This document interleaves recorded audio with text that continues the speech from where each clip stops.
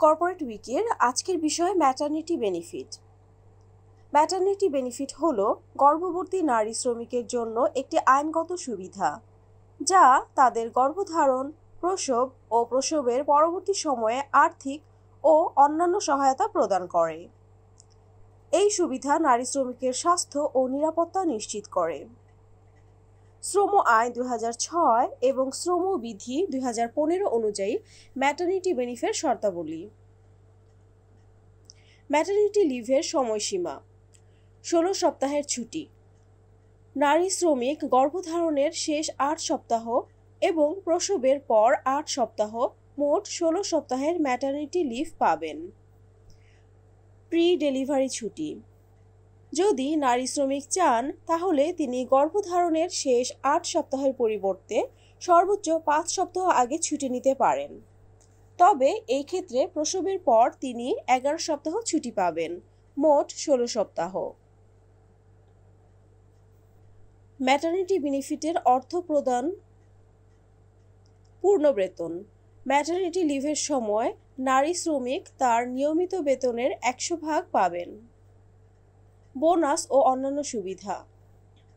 Maternity লিভের সময় bonus, ভাতা বা অন্যান্য সুবিধা বন্ধ হবে না। ম্যাটারনিটি বেনিফিট পাওয়ার শর্ত। কর্মকাল। নারী শ্রমিককে প্রতিষ্ঠানে কমপক্ষে 6 মাস কাজ করতে হবে। আবেদন।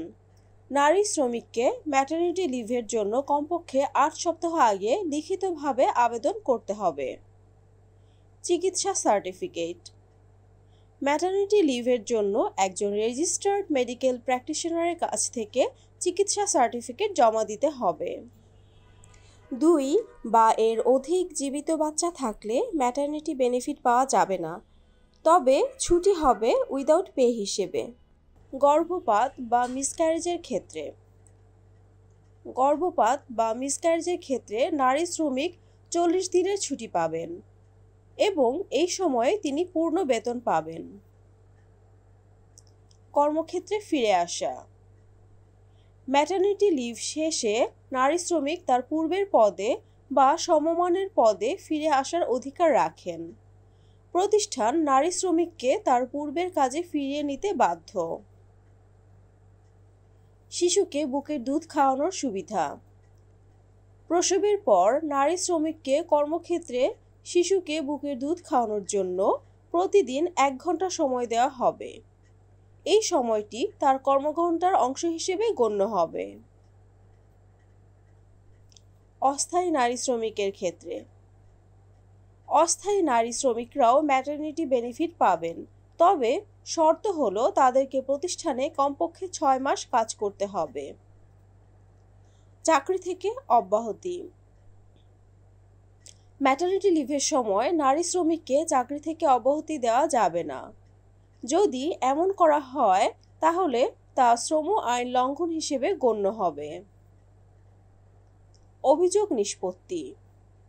ম্যাটারনিটি বেনিফিট সংক্রান্ত কোনো সমস্যা বা অভিযোগ থাকলে নারী শ্রমিক শ্রম আদালতে অভিযোগ দায়ের করতে পারবেন। ম্যাটারনিটি বেনিফিটের উদ্দেশ্য। নারী শ্রমিকের গর্ভধারণ, প্রসব এবং প্রসব পরবর্তী সময়ে স্বাস্থ্য ও নিরাপত্তা নিশ্চিত করা, নারী শ্রমিকদের কর্মক্ষেত্রে সমান সুযোগ ও অধিকার প্রদান করা, শিশু ও মায়ের স্বাস্থ্য সুরক্ষা নিশ্চিত করা। উল্লেখযোগ্য ধারা। শ্রম আইন 2006 এর ধারা 46 ম্যাটারনিটি বেনিফিট সংক্রান্ত বিধান উল্লেখ করে। শ্রম বিধি 2015 এর ধারা 299 থেকে 303 পর্যন্ত ম্যাটারনিটি বেনিফিটের বিস্তারিত নিয়ম উল্লেখ করা হয়েছে।